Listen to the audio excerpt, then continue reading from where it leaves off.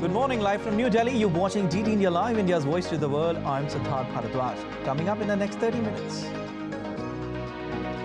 North Korea launches second ballistic missile in less than 12 hours, condemns arrival of US nuclear-powered submarine in South Korea. Japan Prime Minister to hold National Security Council meeting. Aid enters Gaza through Israel's Kerem Shalom crossing for the first time in conflict. Sources say Israel, Hamas, opened a truce, but obstacles remain. And in sports, FIFA Club World Cup set for June-July in 2025. United States to host the first edition of the event.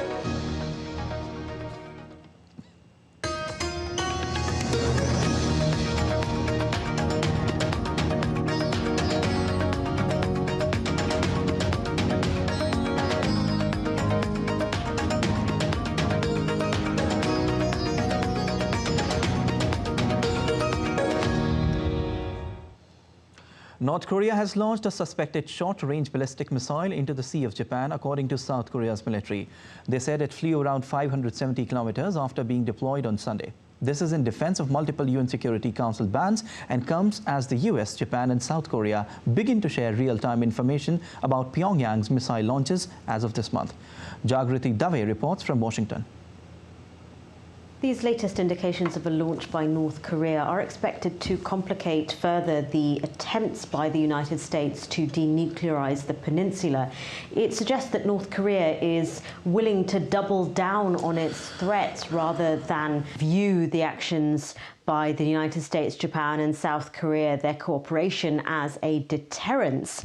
And this ramping up of its missile test by Kim Jong-un is an example of that. There's added concern that North Korea could also supply weapons to Russia as part of its war with Ukraine in exchange for Russia's knowledge about nuclear technology. So these missile launches are worrying not only for the Korean Peninsula, but wider geopolitics. Now, all this comes as the United States, Japan and South Korea are about to launch a sharing system of missile data of launches by North Korea, and that's due to happen this month. And the sorts of things that they will be sharing are detecting and tracking incoming North Korean missiles. There'll be nuclear operation scenarios as part of their joint exercises. All of these which Pyongyang views as provocations, but which the United States, Japan and South Korea view as necessary parts of their attempts to denuclearize the peninsula and for the security of the trilateral agreement and their own individual nations against the threats and the challenges posed by North Korea. Shifting focus to Israel-Hamas conflict, Kerem Shalom crossing between Israel and Gaza opened for the first time for humanitarian aid truck on Sunday. The crossing on the border of Egypt, Israel and Gaza is one of the main transit points for goods in and out of Gaza. The move is in motion to double the amount of food and medicine aid reaching Gaza. The crossing had been closed after October 7 attack by Hamas. Then after, aid was being delivered solely through Gaza's Rafah crossing with Egypt, which Israel says could only accommodate the entry of 100 trucks per day. Meanwhile, there are also reports that the United Nations Security Council could vote as early as Monday on draft resolution to establish aid monitoring mechanism in Gaza. The draft resolution calls for facilitating the use of all land, sea and air routes leading to the entire Gaza Strip, including border crossings, including the Kerem Shalom crossing. Reportedly, the fate of the draft Security Council resolution hinges on final negotiations between Israel and Council veto power, US and UAE. Moreover, there are also reports that Israel and Hamas are both open to a renewed ceasefire and hostage release. Updates now on Russia-Ukraine war. Both the countries launched a swarm of drones at each other's territories on Sunday as both sides step up attacks. The Russian attack killed a person in Odessa and the Ukrainian strike targeted a Russian military airfield. Ukraine's Air Force said it has destroyed 20 drones and a cruise missile that Russia launched overnight. 9 of the drones were drowned over the southern Odessa region. Meanwhile, the Russian Defense Ministry said its air defense system destroyed a total of 35 Ukraine-launched drones over Lipsk, Volgograd and Rostov regions. Ukrainian President Volodymyr Zelensky said Ukraine and the European Commission will soon assess Kyiv's progress on aligning its legislation with that of European Union. He added a framework for EU accession talks is expected in the spring. We have the decision of the European Council, for the sake of which we have worked throughout the year, a decision to open negotiations on membership. In the coming days, we will officially launch with the European Commission the process of assessing Ukrainian legislation for compliance with EU legislation, the screening process. We are also preparing for the work on the negotiation framework for Ukraine. We expect it in spring. President Vladimir Putin, speaking at a conference of the ruling United Russia Party, urged unity to maintain the nation's sovereignty and once again accused Western countries of attempting to destabilize the country's economic and political landscape. Putin, who will seek another presidential term as an independent candidate, received unanimous support from the party, including Prime Minister Mikhail Mishustin and other top officials. Russia cannot, like some countries, exchange its sovereignty for sausage and become someone's satellite. We must remember and never forget and instruct our children. Russia will either be a sovereign, self-sufficient power, or it will not exist at all. The Freedom of Russia Legion, a Ukrainian-based paramilitary group of Russians, claimed responsibility for a cross-border attack on Sunday, a few kilometers into Russia's Belgorod region. The group is designated as terrorist in Russia. The group said it has destroyed a platoon stronghold of Russian troops near Trebeno village and left mines behind. While the governor of Belgorod region said a shooting battle was underway on the village edge. He added no civilians had been injured, but 3 houses and power lines were damaged. A junior British foreign minister on Monday said Guyana's territorial integrity should be respected as he visited the Commonwealth country after neighboring Venezuela renewed its claim to the oil-rich Essequibo region. Britain's Minister for the Americas and Caribbean met Guyanese president and offered the UK's unequivocal backing to Guyanese friends. He also welcomed the recent agreement. Guyana and Venezuela on Thursday agreed on avoid any use of force and not to escalate tensions in their long-running dispute in the Essequibo region. Essequibo is generally recognized as part of Guyana, but in recent years, Venezuela has revived its claim to the territory and to offshore areas after major oil and gas discoveries. Rutley will also hold talks with ambassadors from the United States, France, Canada, and European Union over international support for the former British colony in the dispute. Let's take a look at elections-related stories making news around the world. Serbian President Aleksandar Vučić has claimed victory in snap parliamentary elections, saying his party is heading for an absolute majority. Based on votes counted in a sample of polling stations, pollsters predicted the populist SNS won 46.2% of votes, while the opposition centre-left Serbia Against Violence Alliance is set to come second with 23.2%. Meanwhile, Serbia's opposition centre-left alliance accused the ruling party of election fraud and said it would complain to the State Election Commission after initial results for the country's SNAPS poll came in.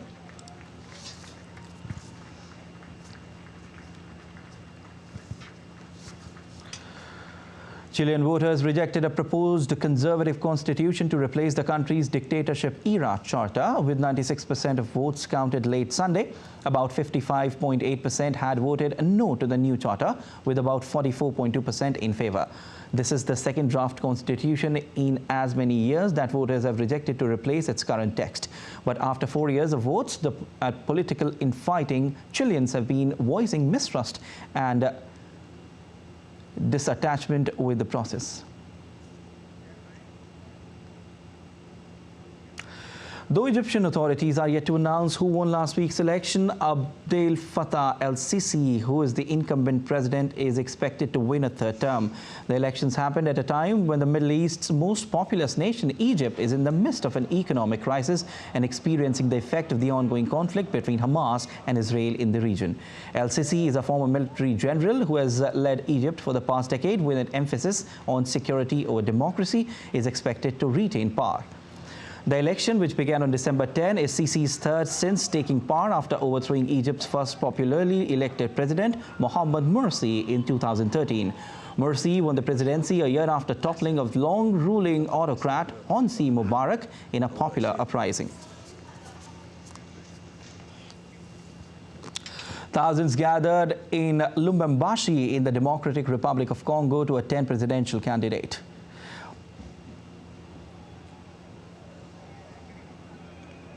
Moise Katumbi's final rally ahead of the December 20 presidential vote. Almost 44 million people are registered to vote in an election that will determine whether incumbent President Felix Tshisekedi will remain in office after his first term in 2018. Moise Katumbi was prevented from entering the country in time to submit his candidacy for the presidential election, but this time his chances have been boosted by the backing of 3 candidates that have dropped out of the race.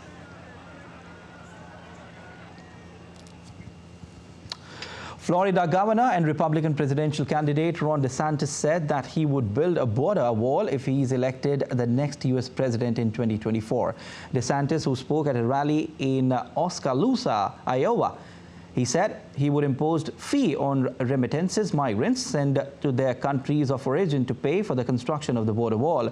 The Trump rival added that wants to strengthen the military and use of domestic energy for production. DeSantis, the governor of Florida, has been campaigning relentlessly of late, trying to close the gap in the final weeks. Weather-related updates now. An electrical storm caused wreckage in Buenos Aires, Argentina, leaving at least 13 persons dead. President Javier Milei's office offered condolences to victims' families and recommended locals stay inside their homes due to wind gusts exceeding 150 kilometers per hour. The country is currently facing economic difficulties as well. Heavy rain from a coastal trough linked to ex-tropical cyclone Jasper has cut off several tourist towns in Australia's north along the Great Barrier Reef, forcing evacuations and flooding. Cairns, the gateway town to the reef, received 600 millimeters of rain over 40 hours, more than triple the December mean. All international and domestic flights from Cairns airport were cancelled. And let's take a look at other stories making news around the world. Sleeping cats inspired by Japan's tambo art are growing in rainbow rice cultivar in northern Thailand's rice paddies. The project aims to promote tourism and farming in Ban Khon Sang, attracting art enthusiasts and academics for ideas exchange. Santas were paraded through Mexico City and Caracas, attracting thousands of racers, families, and even dogs dressed in Santa Claus costumes. Hundreds participated in the Santa Ho Ho Ho race, where participants enjoyed a foam party to combat heat.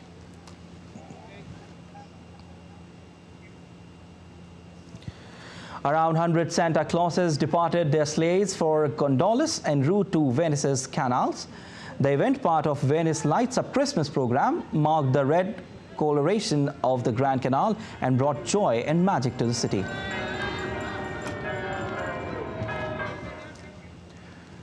Santa Claus surprised needy children in Guatemala by rappelling down with presents, a tradition he has been following for 26 years now.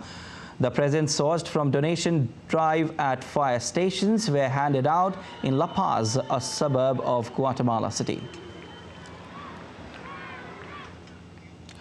Pope Francis celebrated his 87th birthday with children from a Vatican-run clinic, singing and giving him sunflowers. Later, he blessed statues of the infant Jesus at his weekly address in St. Peter's Square, shouting "Buon compleanno" and holding signs with the same greeting.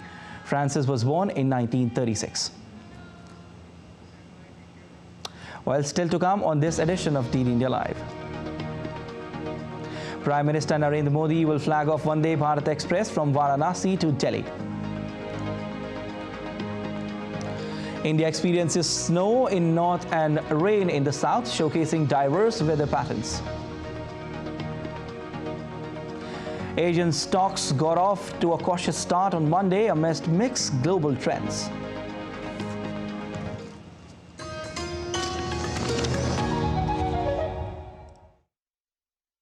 In a world that never stops, where information shapes our reality, one app stands out, helps you stay ahead of time. Introducing the DD India app, your gateway to a world of news right at your fingertips. Your most trusted source of news goes global, goes digital. Explore a world of options, top stories, live updates, in-depth analysis, and more. Stay informed wherever you are. Real-time alerts keep you ahead of the curve always. The DD India app, connecting you to the world one story at a time. Download now and explore the world of knowledge, insights, and authentic information. We just don't bring you the news as it unfolds. We get to the heart of the matter. We don't just present facts. We demystify complex social, political, and economic events. We break stories that shape the world's present and future because you deserve the truth. I am Tanvi Taneja from New Delhi. I'm Ollie Barrett from London. I'm Nick Harper from Washington, D.C. Join us on DD India Global Monday to Friday at these times.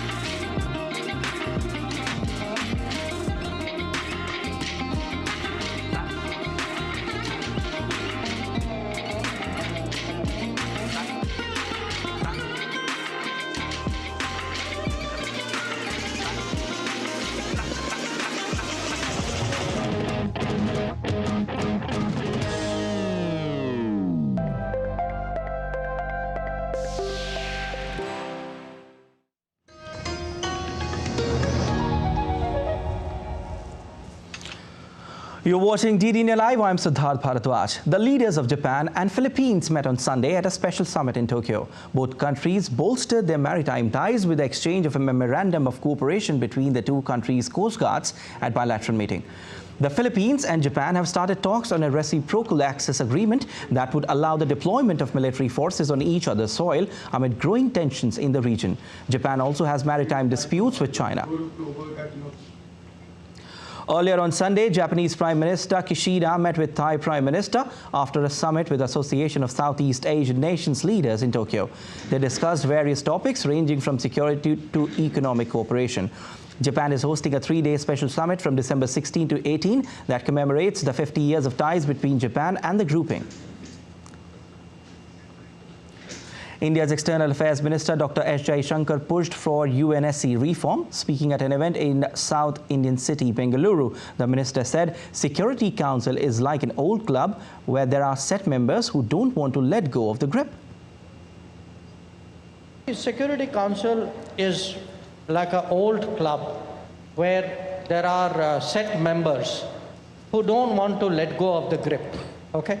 So they want to keep control over the club, not very keen to admit more members, not too keen to have their practices questioned. In a way, it's a human failing, but I think today it is harming the world. It is harming the world because on key issues confronting the world, the UN is getting less and less effective. So, and I can also tell you the global sentiment. I mean, today, if you ask 200 countries in the world, do you want reform or don't you want reform? Very large number of countries would say, yes, we want reform. Let's now look at Parliament business for today. This is the last week of winter session of Parliament. Members of the Lok Sabha, that is the lower house, will continue to discuss Post Office Amendment Bill 2023. Following passage of the bill, Home Minister Amit Shah will move the redrafted 3 criminal law bills for discussion and passing. Discussion will take place on all the 3 bills simultaneously. While in Rajya Sabha, that is Upper House of Parliament, Amit Shah will move the Jammu and Kashmir Reorganization Second Amendment Bill 2023 and the Union Territories Amendment Bill 2023 for consideration and passing. With the passage of the bills, government would be able to reserve 33% of seats in Jammu and Kashmir and Puducherry assemblies for women. The legislations have already been passed in Lok Sabha on Tuesday. After this, Finance Minister Nirmala Sitharaman will move 2 appropriation bills for returning them to Lok Sabha following discussion. Indian Prime Minister Narendra Modi said that the seriousness of the security breach in Parliament cannot be underestimated and called for no squabbling over the issue. The Delhi police special team arrived at the residence of Neelam Azad in Haryana to interrogate her family members, one of the accused who was involved in the parliament security breach case. 6 people, Neelam Azad, Mahesh Kumawat, Lalit Jha, Sagar Sharma, Manoranjan D and Amol Shinde are accused in the parliament security breach case.